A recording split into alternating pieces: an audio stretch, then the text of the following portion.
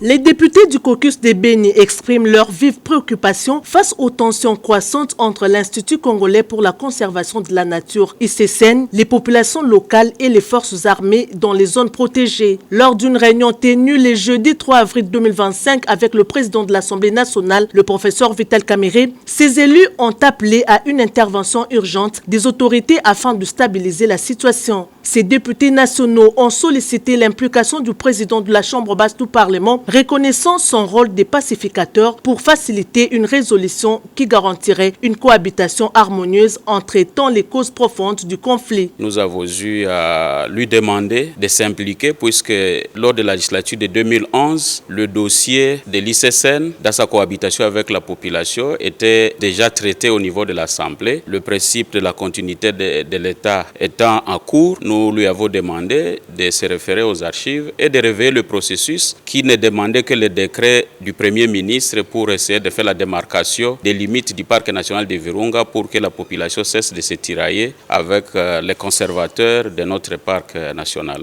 C'est des parties que revendique l'ICCN comme étant partie de la station nord du parc national de Virunga. Et pour la population aussi, c'est des parties qui n'étaient pas encore accordées au parc national de Virunga en 1958. Maintenant, il était question de trouver une démarcation réelle, géolocalisée, qui permettrait à ce que l'on puisse définitivement éteindre ce feu-là. Le parc national de Virunga est confronté à des occupations illégales, engendrant des tensions entre les agents de l'ICCN et les habitants. Certains accusent l'institution de destruction arbitraire des cultures, tandis que d'autres dénoncent l'exploitation incontrôlée des ressources naturelles, notamment la coupe d'arbres et les braconnages. Les députés ont souligné que l'occupation du parc par les rebelles des ADF complique encore la situation. Selon eux, si le retrait des forces armées de certaines zones a permis à l'ICCN de reprendre les contrôles, cela n'a pas pour autant résolu les problèmes de fond. Face à cette crise, il démontre l'implication du président de la République Félix Antoine Tshisekedi Tshilombo pour préserver l'intégrité du parc